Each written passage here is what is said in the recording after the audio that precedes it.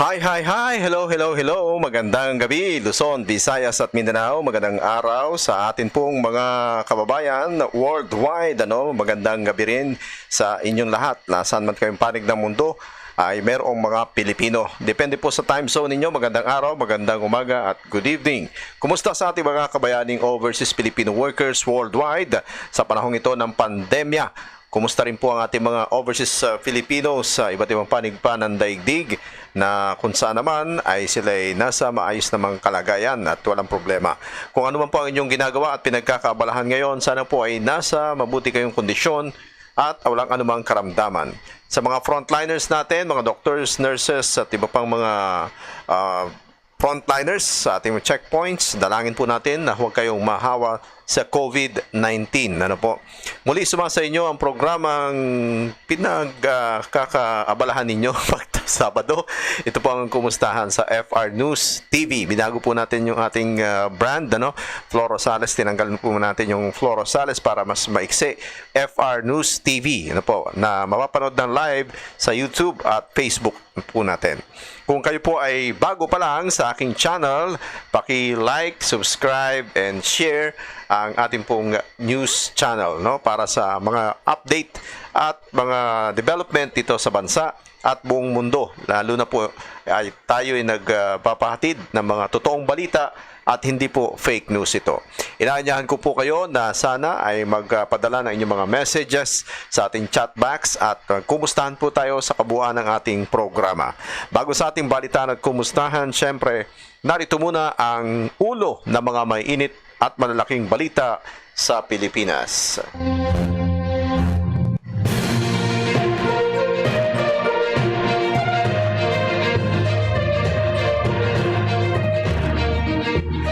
Sa ulo ng mga balita, remittance ng OFW sumadsad sa pinakamababang level.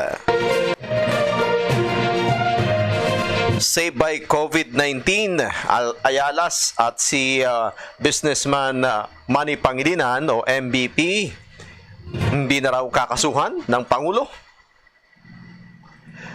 Libel case laban sa Rappler, ikakasa naman ni Senador o dating Senador Bongbong Marcos.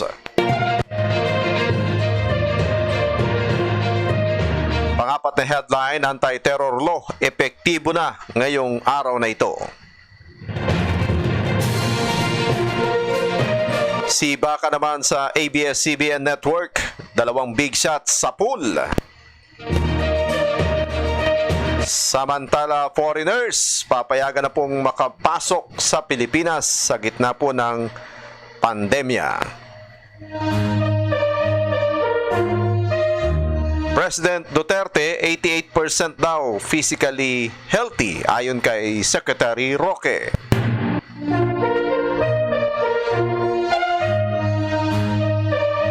At sa balitang showbiz, si Pastor Apollo Kibuloy may mensahe po kay Vice Ganda at sa mga kapamilya.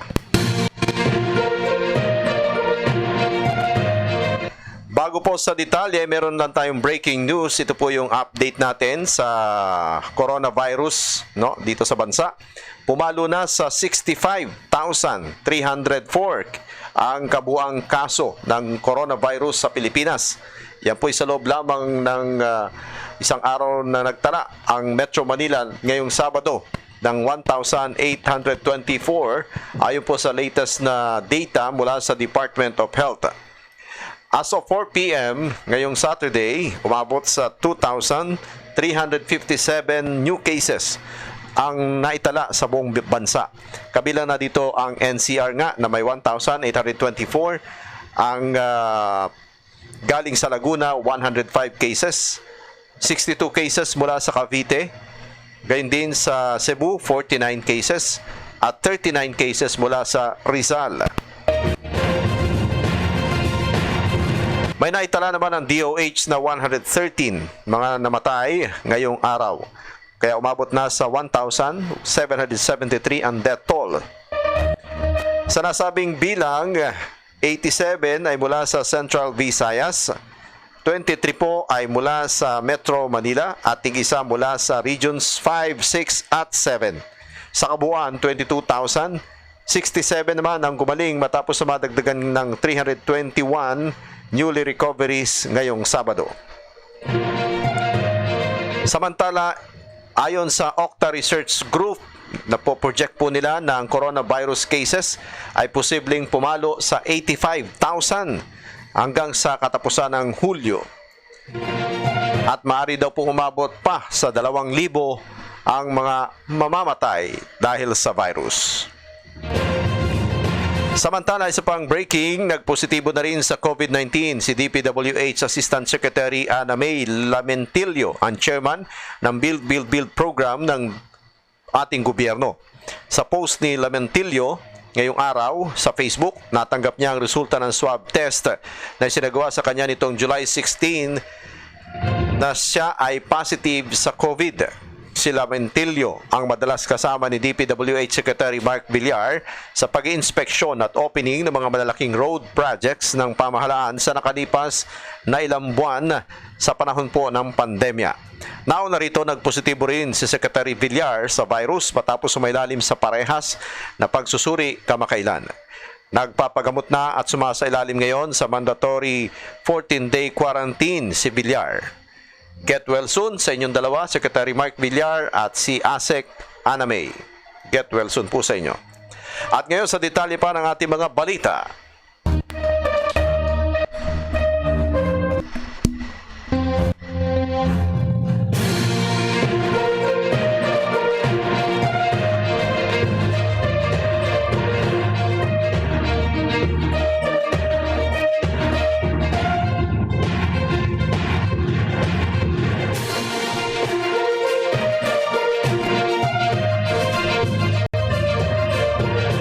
Lumagapak po sa pinakamababang antas sa loob ng 4 na taon ang remittance ng mga overseas Filipino workers sa nakalipas na buwan lamang ng Abril 2020. Ano po? Ito po ay ayon sa Bangko Sentral ng Pilipinas. Base sa kanilang data, lumalabas, pumalo lang sa $2.27 billion ang personal transfer o remittance ng mga OFW, overseas Filipino workers, o mas mababa ng 14.7% mula sa $2.65 billion noong Marso. Mas mababa rin ito ng 16.1% mula sa 2.71 billion noong 2019.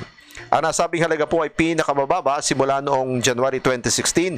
Lumabot lang sa $2.20 billion ang remittance ng OFWs.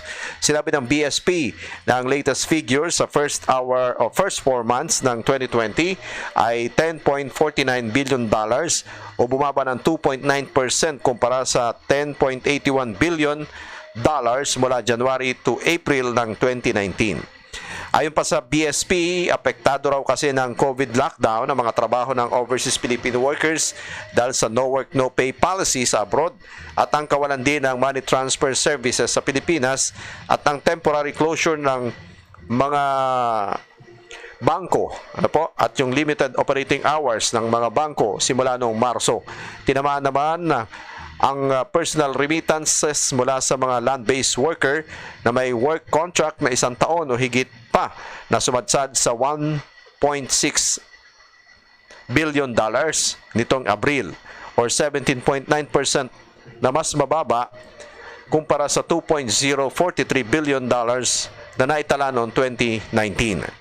Ang hardest hit po ay ang remittance mula sa United States, Singapore, Saudi Arabia, Japan, United Arab Emirates, ang United Kingdom, Canada, Qatar, Hong Kong at maging sa South Korea.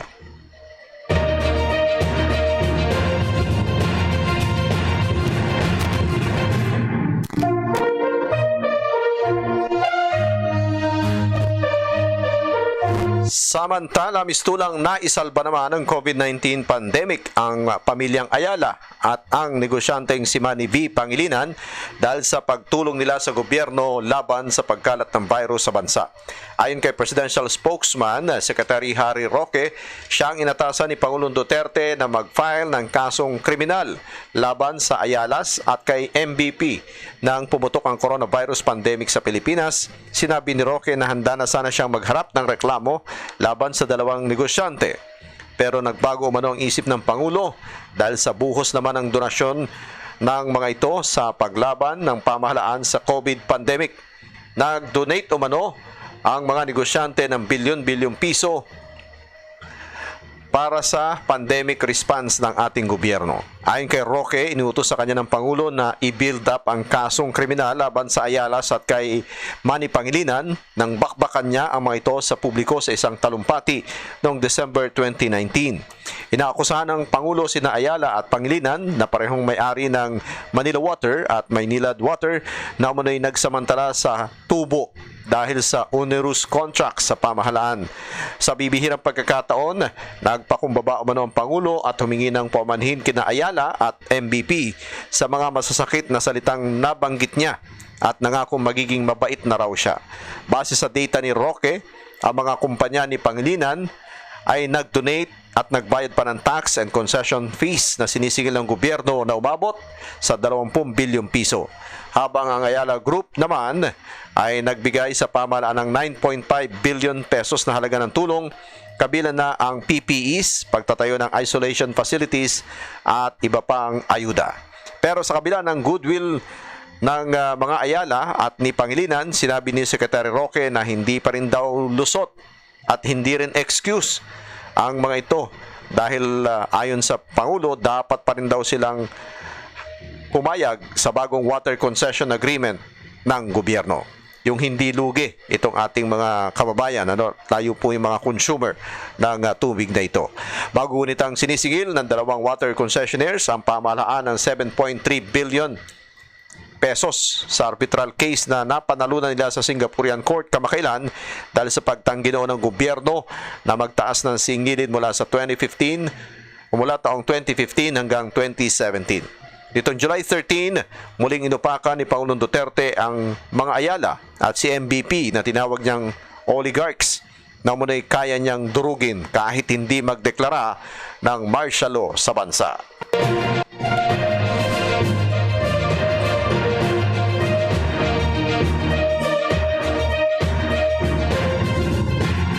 Samantala po naman, naghahanda na si dating Senador Bongbong Marcos Jr. sa ikakasang kasong libelo laban sa Rappler dahil sa malisyoso at umano'y maling balita na inilathala sa nasabing online news website.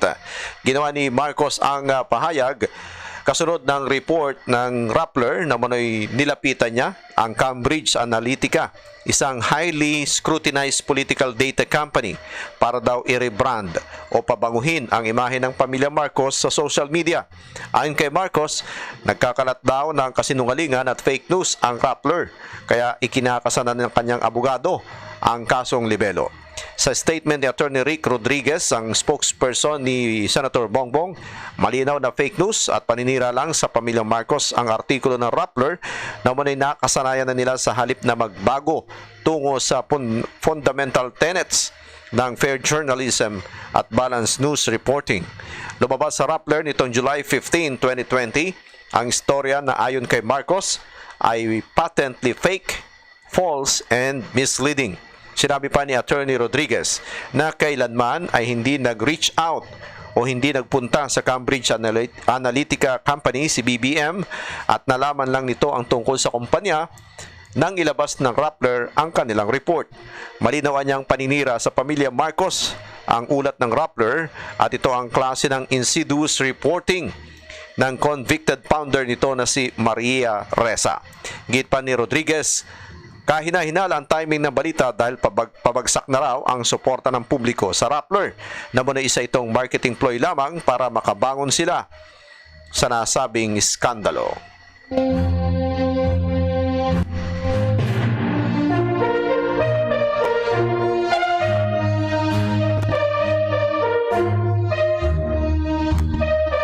Bago tayo magtungo sa iba pang balita, batiin lang natin yung ating mga nauna ng mga nag-post ng kanilang mga pagbati at pangumusta. Hello kay Ma'am Arire Olyatsak Ena. Ito, kasama to sa paraffle natin. Mamaya may raffle po tayo, mananalo ng tig 100 pesos, no? Dalawang paraffle ng 100 pesos load mula kay Ma'am Yasmin Limbona. Yan pong ating founder ng OFW Samaritan Group Volunteers. o Samaritan Group Volunteers. And good evening po, watching from Muscat, Oman. Shout out po sa mga ka-team namin ng OFW Samaritan Group Volunteers, si Ma'am Yasmin Limbuna at si Marilyn Rojas Elida.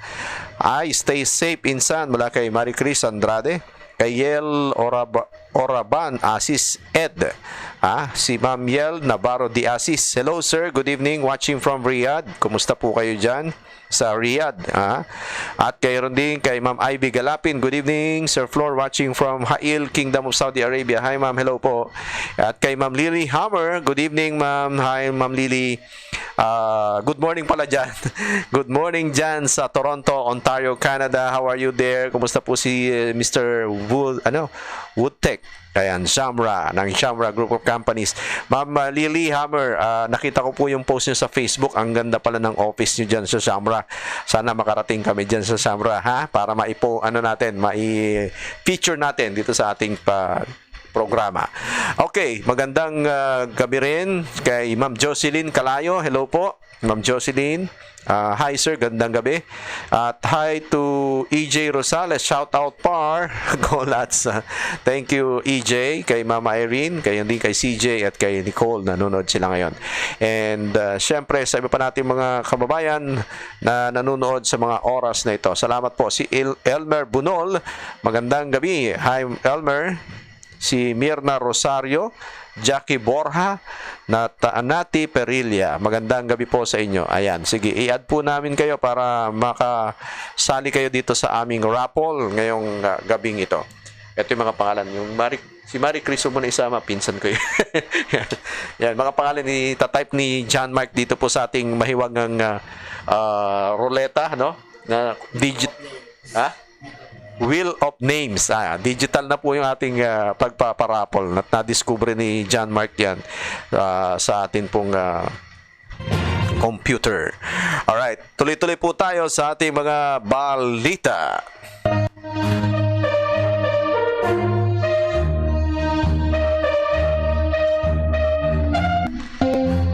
Kikinumpirma po ni Justice Secretary Menardo Guevara na epektibo na ngayong araw na ito ang anti-terrorism law. Sinabi ni Guevara, hindi po bukas, araw ng linggo, kundi ngayon ang effectivity ng bagong batas na nilagda ni Pangulong Duterte kamakailan lang. Ang nasa aming batas matapos ang 15 araw, and that's today.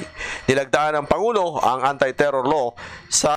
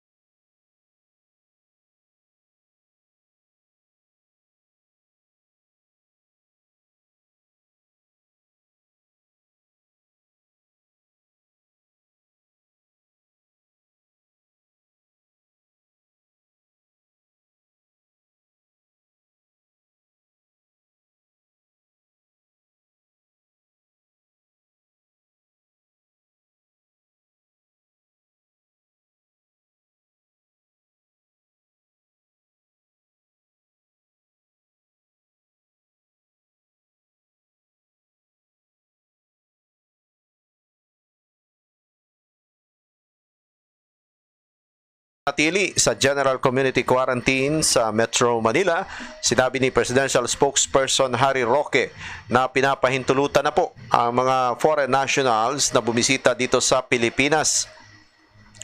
Pero ayon kay Roque, nilinaw nito na ang mga dayuhang ito ay yung may hawak lamang na long-term visa. At ayon kay Roque, ang mga foreigner na bibiyahe sa Pilipinas ay kailangan na may valid and existing visa. Pero hindi raw papapasukin sa Pilipinas yung mga bago lang nakakuha ng entry visa. Sa layunin po na makabangon ng ekonomiya ng bansa, nagdesisyon si Pangulong Duterte na papasukin ang mga foreign nationals. Bukod sa visa, nire-require din ang mga foreigner na kumuha ng pre-book accredited quarantine facility at pre-book COVID-19 testing provider sa bansa. Inilabas ng ang new policy ito ng gobyerno isang linggo matapos paluwagin ang travel restrictions sa mga Pilipino na pinapayagan na silang bumiyahe sa ibang bansa, kabilang na po ang pagiging turista. Ayun, maluwag na para makabiyahe kayo sa ibang bansa. Mga pupunta po sa abroad, sa Japan, sa Korea, sa America, Canada, United Kingdom, pwede na raw pong bumiyahe. Lalo na po yung mga ang pakay ay maging turista sa abroad. Kaya yun lang ang problema diyan, mataas o tumaas ang singil sa pamasahe sa eroplano dahil limited slots o limited seats lang yung kanila pong mga eroplano dahil nga sa strict implementation ng mga health protocols, yung katulad ng social distancing sa upuan, magkahiwalay kayo ng upuan, may pagitan na isang upuan sa loob ng eroplano. So nakasuot pa rin ng face mask at syempre meron din kayong mga alcohol at yung eroplano syempre safe yan at lagi po yan dinidisinfect ng ating mga tauhan ng mga airline companies.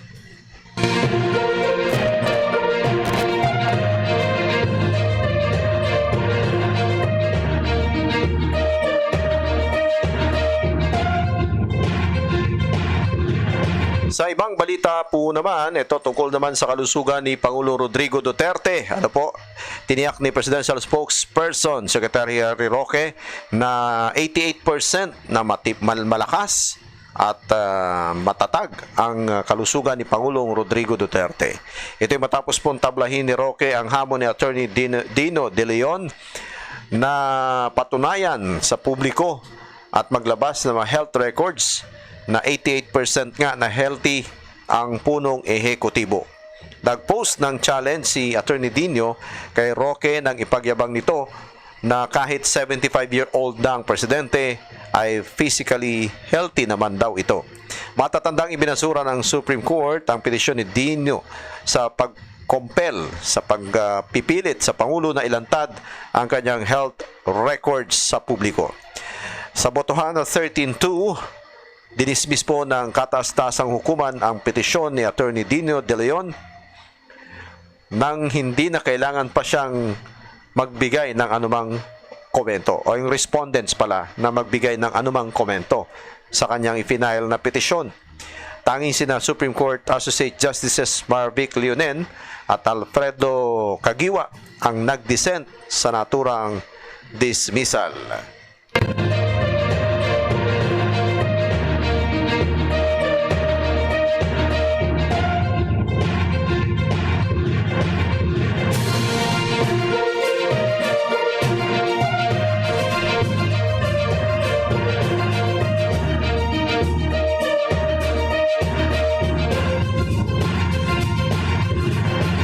Eto sa ibang balita showbiz muna po tayo dahil mainit-init pang balitang ito na pahayag ni Pastor Apollo Kibuloy na may mensahe kay Vice Ganda at sa mga kasamahan nito sa Kapamilya Network. Bagamat pinagtawanan at inalipusta ni Vice Ganda sa kanyang show na Showtime sa ABS-CBN kamakailan, nagpakumbaba pa rin si Pastor Apollo Kibuloy sa pagsasara ng ABS-CBN dahil sa nabigong makakuha ng renewal ng prangkisa mula sa Kongreso. Sa kanyang televised statement sa Sunshine TV, sinabi ni Pastor Kibuloy na tapos na ang issue sa kanilang dalawa ni Vice Ganda at wala raw siyang sama ng loob sa nasabing aktor. Umaasa si Kibuloy na natuto na ng leksyon si Vice Ganda sa nangyari sa kanyang TV network. Higit pa ng pastor, ngayong nasa gipit na sitwasyon na ang mga miyembro ng ABS at mga artista nitong Kapamilya Network, hindi na raw dapat silang ipagdiinan pa. Dagdag pa ni Kibuloy, dapat na ipagdasal na lang si Vice Ganda at kanilang mga kasamahan na malagpasan ang pagsubok na ito sa kanilang network at sa kanilang mga buhay. Pakinggan natin yung bahagi ng statement ni Pastor Apollo Kibuloy sa kanyang sariling television network, ang SMNI. Well, natapos na yun, no? At nangyari na yung nangyari. At I think nagkaroon ng lesson si Vice nangyari. Ngayon, nandyan sila sa sitwasyong ganyan. Huwag na nating ipagdiinan sila. Ang dapat nating gawin ay idalangin si Vice Ganda at ang kanyang mga kasamahan. Alam ninyo, mahirap mawalan din ng trabaho. At kailangan din namang humarap tayo sa batas, sapagkat ang batas ang siyang nagtatanggol sa atin, nagpoprotekta sa atin. Hindi rin natin maaring iwasan kung tayo ay nasa kanilang kalagayan at bilang may-ari ng network, bilang may-ari ng pinagkakakitaan nila, ay hindi rin sila makaiwas sa bagay na sasagutin nila sa batas. Pero nangyari na nga yung nangyaring, humarap na sila sa kamera at naimay-himay na yung lahat. Ngayon, nasa sitwasyon sila na ganyan, idadalangin natin sila na sana ay hindi sila tuluyang mawalan ng hanap buhay o hindi na sila makakakita ng makakain pa. Pilipino rin naman sila, katulad natin. Kung tayo ay nasa kanilang lugar, ganun din ang ating magiging karanasan.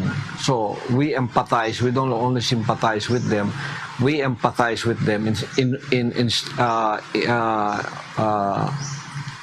spite of the recent happenings na yung hamon, ganon-ganon. Tapos na yun, wala nating pag-usapan yun. So, ang ating idalangin sa ating mga kababayang nawalan ng trabaho dahil hindi na na-renew ang prangkisa ng ABS-CBN ay sana'y makatawid sila sa kahirapang kanilang dinaranas at sana ang kanilang mga pamilya ay ganun din ang mangyari na hindi sila maghihirap sa panahon ito, lalo na panahon ng pandemya. So, ang ating ayos ngayon, mga kapatid, mga kababayan, ay idalangin natin si Vice Ganda, idalangin natin ang mga kababayan nating nagtatrabaho noon sa ABS-CBN, na kahit ano pa yung mga kontra na mga issues, itabi na natin yon. Nangyari nang nangyari. Ngayon, ang dapat nating idalangin sa mga kababayan nating yan ay sila naman ay pagpalain din ng ating dakilang Ama na matubos sila sa mga kahirapang kanilang dinaranas, ng kanilang mga pamamahay. Kasi kung ako nasa sa sitwasyon din nila, hindi ko naman kasalanan din na ang aking network ay mawalan ng prangkisa nang dahil na rin sa pagwawalang bahala ng may-ari at ng management. Kung ako nasa kanilang lugar, hindi ko kasalanan nangyari yon. So, ang hinihiling ko kung ako'y dadalangin sa mga makapangyarihan ay sana'y pagpalain din niya ako sa panahon ito na mabigyan naman ng karampatang hanap buhay o makakain o pangtustos sa pamilya ko na ngayon ay wala na akong hanap buhay. So, we commiserate. We will pray. Kababayan din natin yan, mga Pilipino rin yan, na kasama natin sa bansang ito. Na kung sila ay nasa karanasang ganyan nangyari sa kanila, hindi na maaaring idiin pa natin sa lupa ang nalugmok na, kundi tayo ay umangat. Yan po mga kaibigan yung pahayag ni Pastor Apollo Kibuloy, kaugnay po sa pahayag niya dito kay Vice Ganda at sa mga kasamahan nito sa ABS-CBN dahil sa pagsasara ng naturang TV network at yung pagsibak sa mga top mga top celebrities nila, no? Mga matataas na tao diyan, yung mga vice president nila, mga direktor, tsaka iba pang mga position, executive producers, at mga TV anchors and host. Kasama na rin dyan yung mga malalaking pangalan sa movie industry. Sila ito si Coco Martin, ito galit na galit din nung nakaraan si Angel Locsin, at kasama rin dyan sila Piolo Pascual, sila Jericho Rosales, ang aking pinsan. Ayos ba? Pinsan, inaako no? At sa iba pang mga kasama natin sa Kapamilya Network, mga kapatid natin dyan sa ABS-CBN, ay kami po'y nakikiisa rin sa inyong ipinaglalaban. Sana sa pagdating ng panahon ay makabalik din kaagad kayo sa Himpapawid. Ano po? Kasama rin na natin mga kaibigan natin dyan, sila Kuyang Vic Lima, ang anchor ng DCMM, sila Alex Calda, nandyan din. Si Junri Hidalgo na kaibigan natin dyan sa taga Quezon, Parvin, sa Lucena. At iba pang mga kaibigan natin dyan sa ABS-CBN. Kami po'y nakikisa. Sana ay malagpasan ninyo itong naturang hamon, panibagong pagsubok sa ABS-CBN na siya pong TV network na 65 years nag-exist dito po sa ating bansa. So, sa mga susunod na panahon, kita-kits po tayo mga kapamilya sa inyong pong pagbabalik sa ating sa inyong pag-ere sa radio at sa TV. Pero yung mga naghahanap sa ABS, mapapanood pa rin po ninyo sila sa Kapamilya Network, nasa channel. Pagka sa cable network, channel 8. Pag doon sa ibang mga network yata, hindi ko alam kung ano ibang network, ano ibang channel. Pero na papanood din po sila sa Facebook, YouTube, meron din po sila mga social media accounts. So, yung mga fan ng ABS-CBN, doon po kayo magpunta para mapanood nyo rin po yung inyong mga paboritong artista at yung mga anchor, celebrities at iba pa. Samantala, pagpatuloy tayo dito sa ating pagbalita, meron muna tayong pagbati sa ating mga kaibigan ng happy birthday. Ayan. Saan ba yung birthday song natin dito, JM? Para mapatugtugan naman natin itong ating mga kaibigan ng happy birthday. Ha? Hindi ka, hinahanap ko rito, biglang nawala. Ayun. Sana ba si birthday song? Ito ba yun? Nawawala Teka, mamaya hanapin natin yung birthday song, ha? Pagka yung mga kababayan natin na may pagbati po kayo, birthday o kung ano man, anniversary ng inyong mga kasal, okay yan. Mabati namin kayo rito sa ating kumustahan sa programa natin. Mga kababayan natin sa iba't ibang panig ng bansa, you're welcome sa panonood po rito sa ating palatuntunan. At syempre, yung mga nasa ibayong dagat, kayo rin po ay aming inimbitahan na magpadala ng inyong mga mensahe sa ating chat box na nandyan, para mapanood namin at mabasa natin ang inyong pong mga comments sa ating palatuntunan. Okay? Pero ito na yata yung birthday song. Pwede ba to? Ay, yun.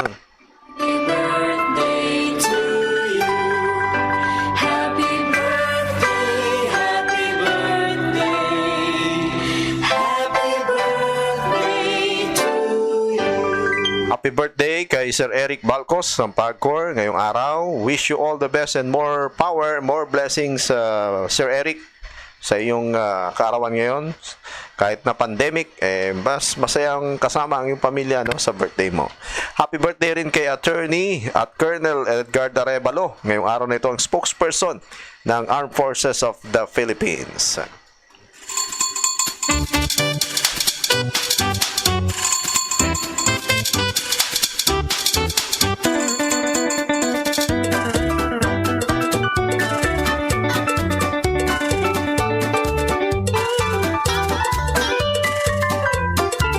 happy birthday rin kay paring George, si Brother George Galisa ng The Big C Radio dyan sa Davao City, pero dito siya nakabase sa Metro Manila. Magandang araw sa iyo, magandang gabi paring George Galisa, at happy birthday!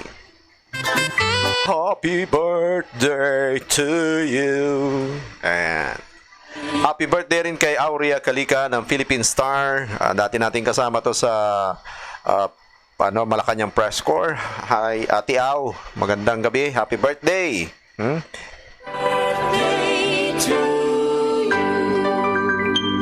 And happy birthday rin pala kay Divine Reyes ng GMA DCBB. Ayan, magandang gabi Divine.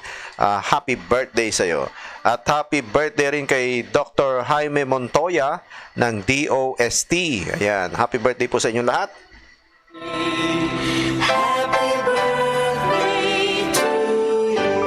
Siyempre, happy birthday kay Boss Deo Macalma ng DZRH last July 16. At bago yung birthday ni Boss Deo Macalma, anniversary naman ng DZRH, 81st anniversary. Happy anniversary sa DZRH, pa inyong himpilan, pinagkakatiwalaan sa loob ng 81 taon.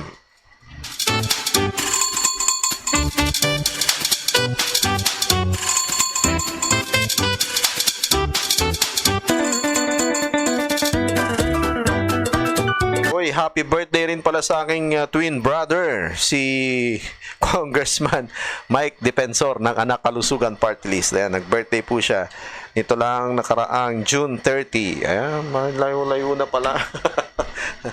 Happy birthday si Tol Mike Defensor.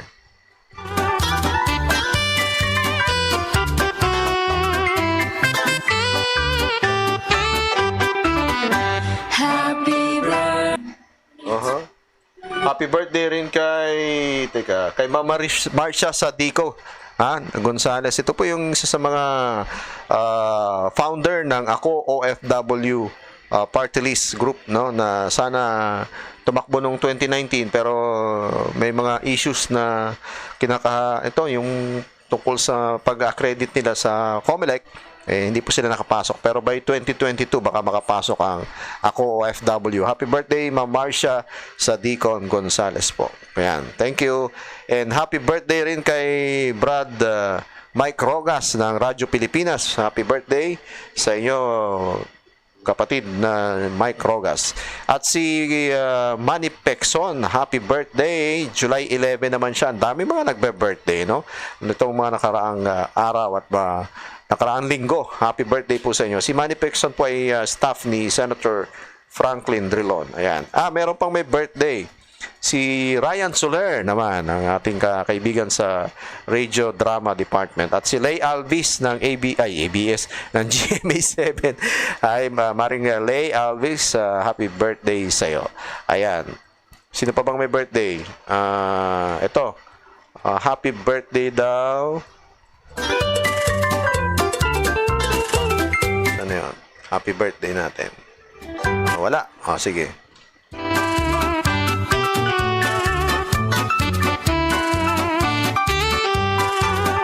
Sa July 29, birthday ni Senator Cynthia Villar.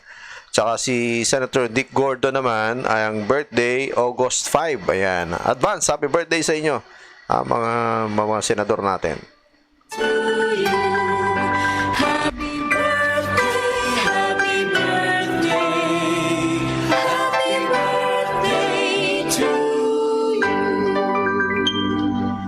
Yan po mga kaibigan, yung lahat ng mga pagbati natin sa ating programa dito sa Kumustahan sa FRTV News. Samantala, magtungo muna tayo sa iba pang balita. Teka, saan na yung ating magandang bed music dito? Saan na? Okay. Ayun, lumalabas yung happy birthday. Teka lang, isara ko lang yung happy birthday na music natin. Pupunta na tayo doon sa atin pong iba pang balita sa araw na ito ng Saturday. Nasaan yung isa nating balita dito? Ayan. Pasok. Ba't ayaw pumasok? Ayan.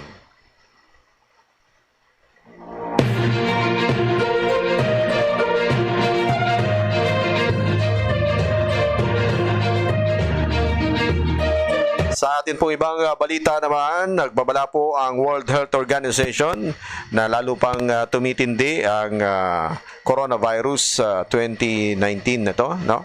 At kinakailangan po natin na sumunod sa lahat ng health protocols na ipinatutupad ng ating gobyerno para po tayo ay makaiwas sa karamdamang ito at hindi po tayo tuluyang matigok. Ayon kay Dr. Maria Van Kerkhove ng World Health Organization, masyado pang maaga para sabihin na tayo po ay nasa ligtas ng kalagayan dito sa Pilipinas. Kaya dapat po yung ating mga kababayan o sa kabila ng pinatutupad na yung General Community Quarantine, GCQ sa NCR at sa iba pang lugar na may MGCQ, kailangan pa rin po natin mag-ingat, sumunod po tayo sa lahat ng health protocols, manatili po tayo sa loob ng bahay, iwas po tayo sa paglabas kung hindi naman na kailangan, magsuot po tayo ng face mask, magdala ng alcohol, protective gear sa mata, siyempre kung meron pang yung sombrero para hindi matalsikan ng virus yung inyong buhok, gawin po natin. At pag uwi sa bahay, alis ng sapatos, iwan sa labas ng bahay, painitan o kaya buhusan o sprayan ng alcohol o kaya ng anong tawag doon? Sunrocks, so yun, mga ganon. Chlorine para mamatay yung virus. Pero ayon po kay Dr. Kerkhove, it is far from over ang sabi niya. Pakinggan natin yung kanyang statement.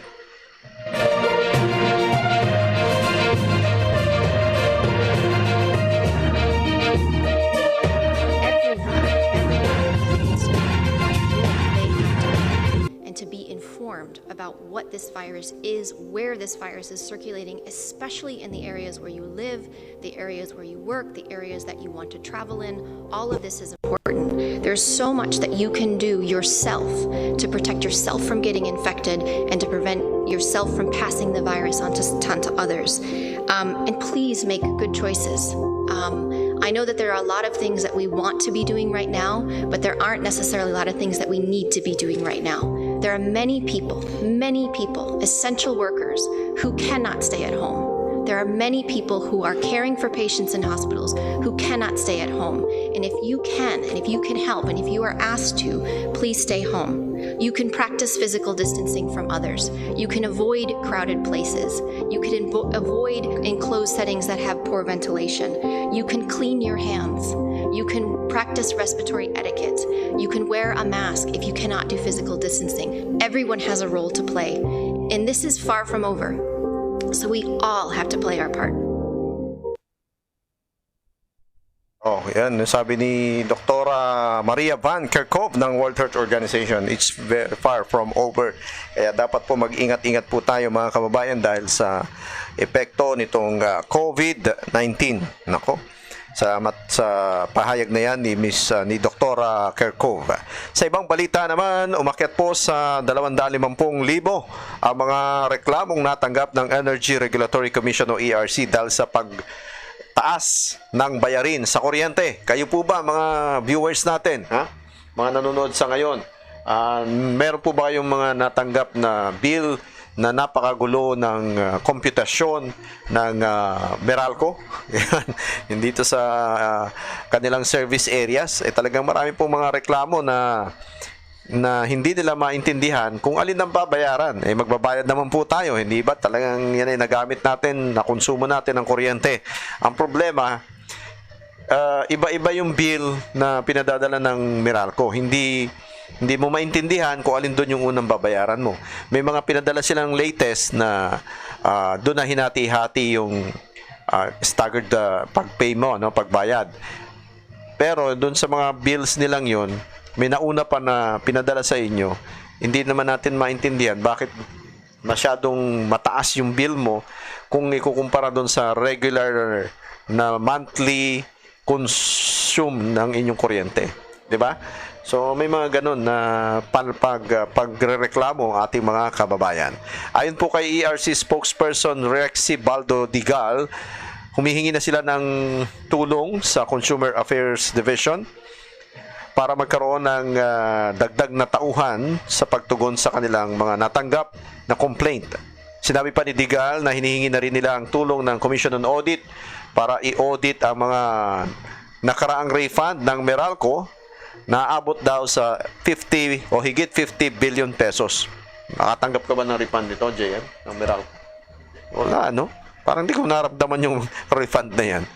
Ayon sa ERC, dapat nais ng ERC na magkaroon ng isang batas para maibalik sa benepisyo ng consumer ang mga unclaimed refund na abot po sa mahigit sa 2 bilyong piso. Nako, ang laki naman ito mula sa Meralco. Mayroong isang higit 50 billion, yung ito naman ay unclaimed refund na 2 billion pesos. Baka kayo isa sa mga merong na i-refund. Ayan, dapat ipaliwanag ng Meralco yan.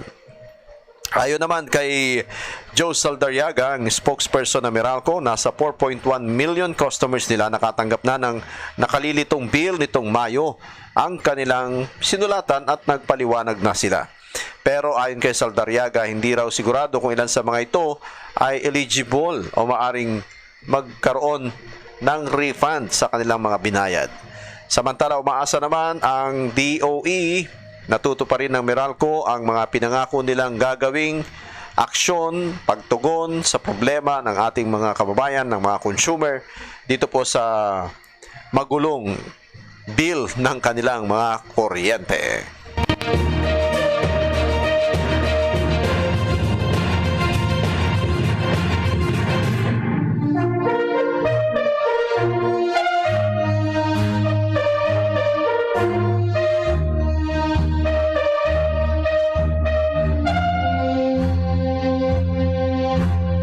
Samantala po naman, sinabi po ni Presidential Spokesperson Harry Roque, nagbabala po itong si Roque na posibleng maibalik ang Metro Manila sa Modified Enhanced Community Quarantine dahil sa dangerous levels na maaring maabot daw ng ating mga intensive care capacity units sa iba't ibang ospital.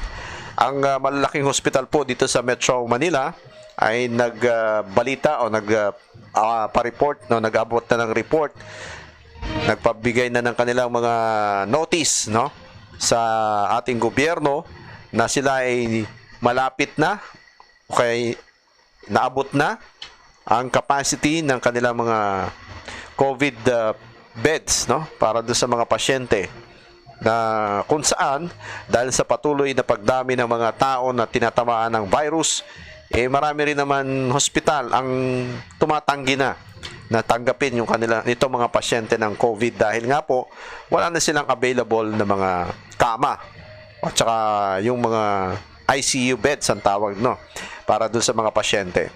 Sinabi ni Secretary Roque na si Presidente Duterte na po ay sumasang-ayon sa panukala ng UP, ng University of the Philippines professors, na ibalik ang Metro Manila sa Modified Enhanced Community Quarantine.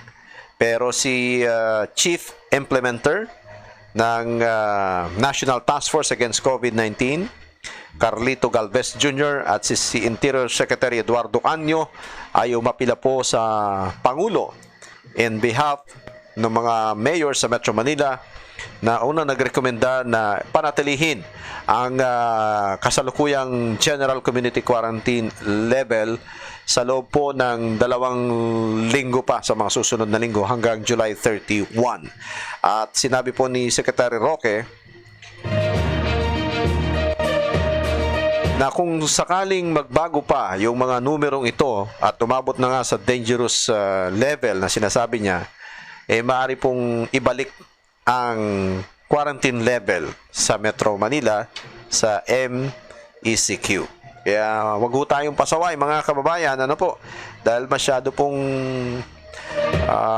tong virus na ito, masyadong pilyo, loko-loko. Talagang maraming mga kababayan natin ang lumalabas ng bahay, yung iba kasi dyan gustong maghanap buhay, ayon syempre may mga pamilyang pinapakain, hindi mo naman sila masisisi, pero kailangan ho natin na baguhin yung sistema na kung hindi po tayo kinakailangan talagang lumabas ng bahay, wag na muna lumabas baka po tayo mahawa pa ng virus. Pero kung kailangan lumabas ng bahay, kailangan po magsuot ng mask, maghugas ng kamay, kung saan man kayo pumunta, mga nahawakan ng mga contact points sa inyo pong pupuntahang lugar, sa mga sasakyan, sa mga mall, restaurants, at iba pa, o sa mga opisina na inyong pinupuntahan, maghugas po ng kamay at meron kayong tawag doon, alcohol. Ayan. Para linis-linis, para hindi po tayo mahawa ng virus. At syempre, yung pinakamahigpit dyan, yung social distancing, na kinakailangan ay 1 metro ang distansya mo, o kaya 3 feet, para hindi po mahawaan ng virus kung merong umatching o merong umubo. Ayan. So malinaw yan. Dapat mag-ingat po tayo dahil marami naman ang naapektuhan ng virus na ito dito sa Metro Manila. Tayo po yung pinakamataas kumpara sa ibang rehiyon ngayong araw ng Sabado. Sa Mindanao at iba pang lugar ay sinilalim po sa General Community Quarantine yung Zamboanga City, Agusan del Norte, Butuan City at Basilan. Yung Cebu City po noong nakaraan July 16 simula July 16 ay nag-shift na po sila sa Modified Enhanced Community Quarantine o MECQ mula sa mas mahigpit na lockdown noong nakaraang mga linggo. Dahil po sa bumaba na yung kanilang mga infection doon, ng kaso ng infection. Sa Luzon, bukod sa Metro Manila, ang Laguna, Cavite, and Rizal ay nasa ilalim pa rin ng GCQ hanggang July 31. At parehas naman na quarantine level sa Visayas, kabila na po ang Mandaue City, Lapu-Lapu City, Talisay, Minglanilla at ang isa pang bayan o isang lugar sa Cebu province. Kabilang narito ang Southern Leyte at Ormoc City. Ayan. Okay, so ingat-ingat po kayo mga kababayan para po dun sa ating mga pasawain na mga kababayan na pilit pa rin na lumalabas ng kanilang bahay. Ayan, talagang kailangan. Okay, nanonood daw po ngayon sa ating palatuntunan sila Inay Belen Rosales, si Mang Flor Rosales, sila Renz, si Luz Peras, Gary, kumusta kayo dyan? Sa Saudi Arabia, may lockdown, may ano ba dyan? Nag-i-ease na ba ang lockdown? Dyan sa Dubai, sila Linlin, si Ida at Cesar. Kumusta kayo dyan? Okay? Salamat sa inyong panunood sa oras na ito. Pwede na tayong mag-raffle? Pwede na, sa mga, may dadagdag ko ba tayo? Sa mga kaibigan natin sa OFW Samaritan Group, tuloy lang po kayo para maisali natin ang inyong pangalan sa inyo pong dito po sa ating digital raffle. Ano tawag niya dyan? Wheel of Names. Okay. Sama mo dyan nasama mo na dyan si Mama Maricel Rabusa? Meron na dyan? Okay. Sama mo si Mama Maricel Rabusa dyan. Okay. Sino pa ba nandito? Si Ma'am Castillo Agnes nandyan? Yan. Jocelyn Calayo, dyan na? Calayo. Nalista mo na? Jocelyn Calayo, yan. OFW SGB. Okay. Si Castillo. Si Maricel Gidayaw Rabusa. Okay, good afternoon, Ma'am Maricel Rabusa. Si Serge Mendoza. Hi, Serge. Magandang gabi. Good evening po, Sir Flor. Watching from Kingdom of Saudi Arabia. Kumusta kayo dyan sa KSA, Sir Serge? Si Celesor Neil, Baby Zara Alina. Happy 22nd month. Okay? Happy 22nd month. Ang dami na. Garvin RB Peras, shout out po sa inyo dyan sa Baguio City kasama si Emma Flor. Kumusta po kayo? At si Jenny Lopez Padulya. Gandang gabi sir, pa-shout out may family Pamilya Lopez. Okay, magandang gabi. At kay Claire Rehano Rehensya, magandang gabi po sa inyo dyan. Kina Shalita Rehano and Monching Rehano, kumusta kayo dyan sa Punong, Santa Cruz, Marinduque. At syempre, dun sa atin pong mga kababayan na nakatutok ngayon sa programang ito. Happy 78th birthday raw kay Lola Nena. Ayan, mula kay Rowena Rodil Real. Ayan, happy birthday. At good evening kay paring August Vergara ng DZXL RMN, mga Radio Mindanao Network. At si Adelios Kabawatan Seba, diyan po sa bahagi ng Nueva Vizcaya. Birthday mo pala? Hindi mo sinasabi, Sir Adelios, ha? Tatahi-tahimik ka dyan. Hindi mo man lang kami nimbitahan, ha? Tahimik-tahimik ka dyan. Wala daw siyang plano mag-celebrate ng birthday. Happy birthday, Sir Adelios Seba, mula sa radyo natin, dyan po sa Nueva Vizcaya.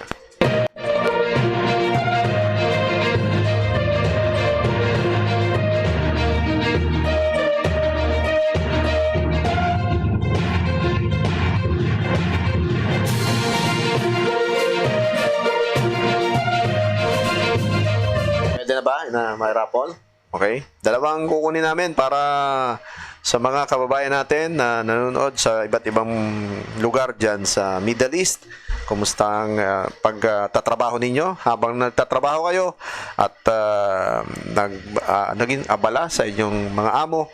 I-raffle na natin ang dalawang mananalo ng tig 100 pesos mula po kay Ma'am Yasmin Lembuna. At siya po ay busy rin, si Ma'am Yasmin. Pero kahit na busy yan, pag pinadala natin itong mga winner natin, ay nagpapadala po siya ng load. O nga pala, before na makalimutan natin, yung winner nung nakaraan pang 2 linggo, hindi pa ho nagpadala ng kanilang mga numbers. Teka, hanapin ko yung kanilang pangalan. Dahil hinihingi na po ni Ma'am Yasmin yung inyong mga pangalan. Pero hindi pa ho namin natatanggap yung inyong number, ha? Ito yung number. Teka, sino pa yung pinadala ko kanina? Winners po natin ito last June 27 pa, ha? Pero hindi pa ho namin kayo natatanggap yung numbers. Ito makinig kayo, ha? Yung mga winners natin last June 27 ng tig 100 pesos load. Si Jocelyn Calayo. Ma'am Jocelyn, padala mo na ang iyong number. Si Ma'am Lynn Salvador at si Ma'am Vilma Bustillo. Ayan. Padala nyo na lang yung number nyo dito sa atin pong messenger para po maipasa natin kay Ma'am Yasmin. Si Ma'am Starny Moon, okay na to. Na-load na rin natin to. Si Ma'am Jocelyn, I repeat, si Jocelyn Calayo, Lynn Salvador, Vilma Bustillo. Ayan po yung ating mga winner ng 100 peso load each, no? Last June 27 pa. Okay? So, maraming salamat at kayo po ay nakatutok sa ating palatuntunan. Ito, may good news lang pala ako na pinadala ni Dr. Chi Omandap ng OWA. Dahil ito po ay silently, tinutulungan natin ang isang kababayan natin, si Crisdel Dano Nalasa mula sa Hinguog City. Siya po ay pabauwi na ng Pilipinas sa August, no? Congratulations, Miss Crisdel, pabalik ka na ng Pilipinas.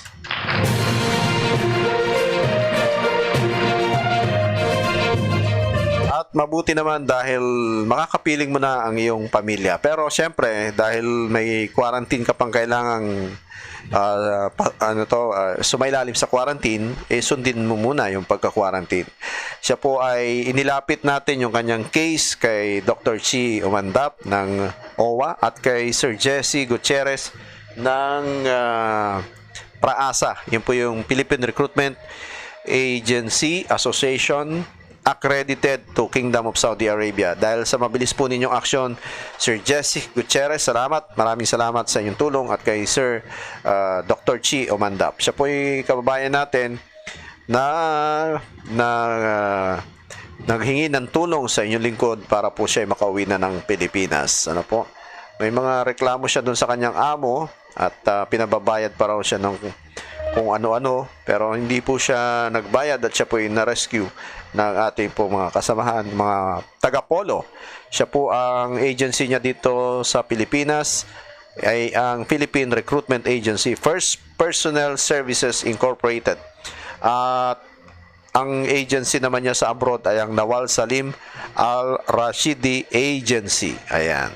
So, congratulations. Nakakabalikan na ng Pilipinas si Ma'am Crisdel Dano Nalasa. Ayan. Pagbalik mo ng Pilipinas, pagandain mo ng pansit ang iyong mga kamag-anak para sa mahabang buhay mo. Salamat, Ma'am Crisdel. Okay na? Ready na? Okay, first draw. Go ahead, John Mark. Makikita nyo po yung ating draw na nandyan sa atin pong screen. Titignan ko nga rito. Delay dito sa akin, ano? Ikaw na lang magsabi kung sino nanalo, ha? Para hindi ko makikita rito, para ma-delay dito, eh.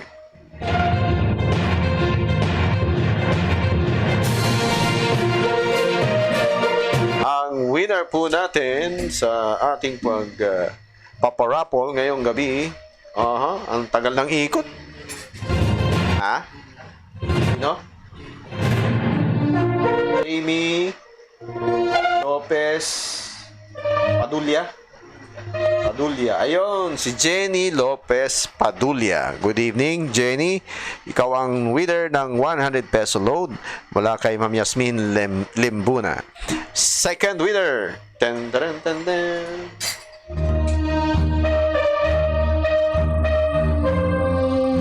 Yan, okay na? Umiikot pa po ang ating mahiwagang roleta. Wheel of Names, ayan. Umiikot pa rin sa mga oras na ito. Oh, ngayon ko lang nakita yung winner, oh, 'di ba? Delayed. Ayan, pa-shoutout daw sa pamilya Di Asis. Hello, mga pamilya Di Asis. Ay, Lynn, hindi pwede kasali ang kamag-anak, kapatid. Sorry. Sali ka sa raffle. Hindi kasali. Sorry. Ang nanalo ay si ba't di ko makita rito? Elmer? Bunol? Okay. Ang ganda naman ng roleta natin, ha? Ang lupit ng ating roleta. Ayan. Napakaganda. Parang natutuwa ako. Isa pa kang raffle para makita natin, ha? Elmer Bunol. Natutuwa kasi ako, eh. Dadagdag natin, ha? Tutulungan natin si Ma'am Yasmin dito, ha? Para magpadala ng 100 peso load. Isa pang winner for our third 100 peso load para sa inyo po, mga kababayan na nakatutok sa ating palatuntunan. Go ahead, John Mark. Paikutin mo na ang ruletang yan ng ating digital roleta.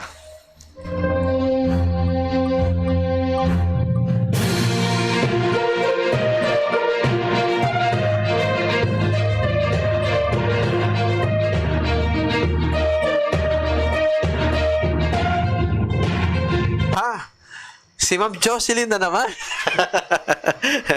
Nanalo ka na ng nakaraan na. Teka, Ma'am Jocelyn Calayo, ikaw ang pangatlo sa ating 100 peso load. Ma'am Jocelyn, i-numbers nyo lang po, ipadala nyo sa akin para ma-shout out natin kay Ma'am Yasmin. Thank you very much sa ating mga winners. Congratulations sa inyo. Si Ma'am Jocelyn Calayo, Elmer Bunol, at saka si Jenny Padulya. Alright? Paki-send nyo po sa akin yung inyong cellphone number para sa inyo pong panalo na 100 peso load. Thank you very much po sa inyo, ha? Alright. So, yung mga taga NHA sa Karangalan Village, magandang gabi kay Osmar, kila Jeff, kila Janine, at kay Mirna Dakanay, at yung mga apo. Happy viewing sa inyo dyan. Kumusta kayong lahat dyan? Salamat sa inyong panonood dyan. Okay, yung tatlong winner natin, ulitin natin. Si yung pangatlo? Jocelyn Calayo, si Elmer Bunol, and Jenny Padulya. Maganda yan, mga winners natin sa atin pong parapol sa pamagitan ng ating digital na yan na to, Wheel of Names. Salamat! Congratulations! Okay. So, tuloy-tuloy po tayo sa ating iba pang mga balita dito po sa ating palatuntunan.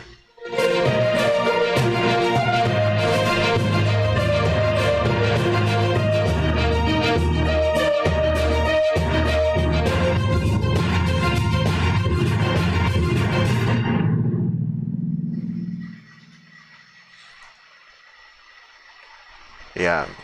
Okay, tuloy-tuloy po tayo sa ating palatuntunan at syempre may mga susunod pa tayong balita. Teka lang ha, nasaan na ba yung isang balita natin dito na kinabanggit natin kanina? Yun.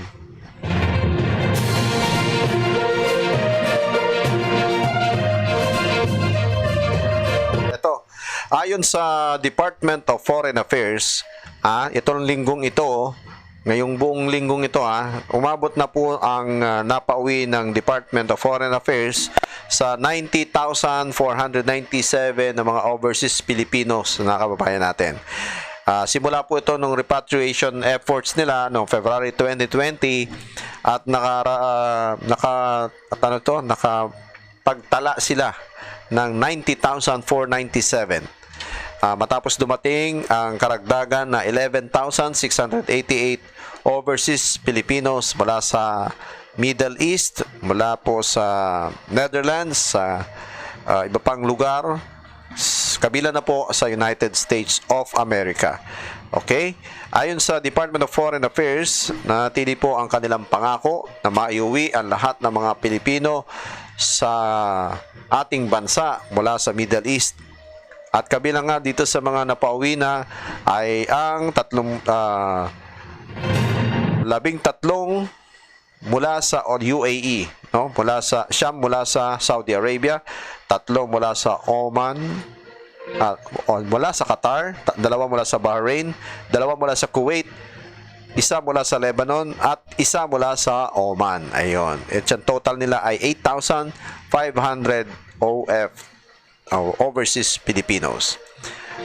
Kabuuan po yan na 31 flights, no, sa pag-facilitate ng Department of Foreign Affairs. Ang mga sea-based, yung mga marino natin, ang mga overseas Filipinos mula sa iba't ibang lugar ay nakauwi na rin ayon sa Department of Foreign Affairs mula sa Canada, Cyprus, Hong Kong, India, Malaysia, the Netherlands, Norway, Peru, Pakistan, Singapore, and USA.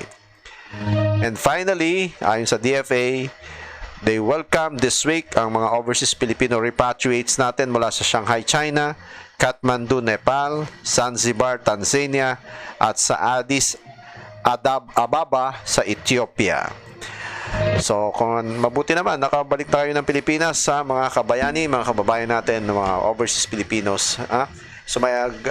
Sumailalim lang sa 14-day quarantine at yun namang pag-uwi ninyo sa inyong mga probinsya ang asikasuhin ng ating mga kinaukulan. Si Jake pala nakauwi na rin, ano? Naka-quarantine sa Clark, sa Pampanga. So, welcome home, Jake Edwahin. Ayan. So,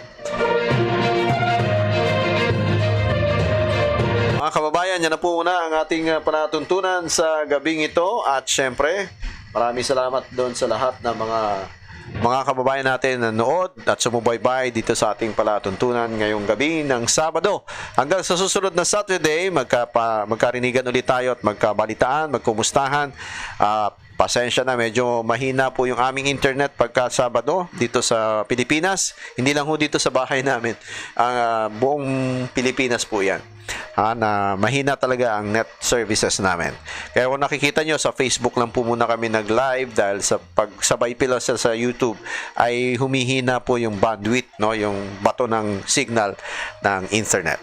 So, maraming salamat at sana sa mga susunod na araw ay sumubaybay pa ho kayo sa susunod na Sabado dahil meron pa rin po tayong paraffle na 100 peso load para sa ating mga kabayani. At yung mga hindi naman overseas Filipino workers, syempre, kasama rin po kayo sa raffle. Huwag lang yung mga kamag-anak ko. Ayan, magagalit ang DTI. Salamat po sa inyong pagtutok. Don't forget to like, share, and subscribe sa ating pong FR News TV live sa FB at sa YouTube channel. I-upload na lang po namin yung aming live ngayong gabi sa YouTube. Maraming salamat po sa inyong pagsubaybay at sa mga kabayani natin, mga administrator ng Overseas Filipino Workers Samaritan Group Volunteers sa pangunan ni Ma'am Yasmin Limbuna, si Ma'am Justina Gomos, si Ma'am Ivy Galapin, Rose Gajardo, Maricel Rabusa, si Are Reena, si Rose Crisostomo, Leti Sulan Quayang, Lani Aquilina, Yel Navarro Diasis, si Marites Cruz, si Iram Setlab ng Russia, Dolce Salvador, Ayesha Hassan, Danina Ibasco, si Ma'am Letlet Isidro, Cherry Hinayon, Janet Anoos. Siyempre, nagpapasalamat din po tayo kay Sir Jeff Balsa, ang OFW Assistance Group Volunteers sa kabase sa Doha, Qatar, sa kanyang mga pinapadala rin ng mga distress workers na tinutulungan natin para makauwi na ng Pilipinas at maalis sila doon sa mga malulupit nilang amo. Alright, at bago tayo magbabay JM, ay gusto ko lang pong ipaabot sa ating mga frontliner at sa ating mga... pasalamat muna tayo kay Direk Irene Rosales, sa aking butihing may bahay. Magandang gabi, Ma'am Direk. Salamat sa mga assistance mo para mapaganda natin ang ating programa. Gusto ko lang ipaabot sa ating mga frontliners, healthcare workers, police, mga sundalo at mga barangay officials, mga sanitation workers natin, mga drivers, no? Gumagawa ng kanilang trabaho sa gitna po nitong pandemya. Taos puso pong pasasalamat, papuri ang aking po pinararating sa inyo. Saludo po ako sa inyong katapangan at kagitingan sa pagtupad sa inyong tungkulin. Hindi nyo alintana ang panganib at mga takot na mahawa kayo ng sakit na ito. Pero tuloy pa rin kayo sa pagtulong sa atin pong mga kababayan. Let us all beat COVID 2019. We heal as one. Kaya bahay muna, buhay muna. At sa ating mga kababayan sa iba't ibang panig ng daigdig, see you again next Saturday. Maging maalam po tayo at huwag magpaloko. For more information, more video updates, subscribe, like, and share FR News TV. Maraming salamat po. Bye-bye. Mwah, mwah, mwah.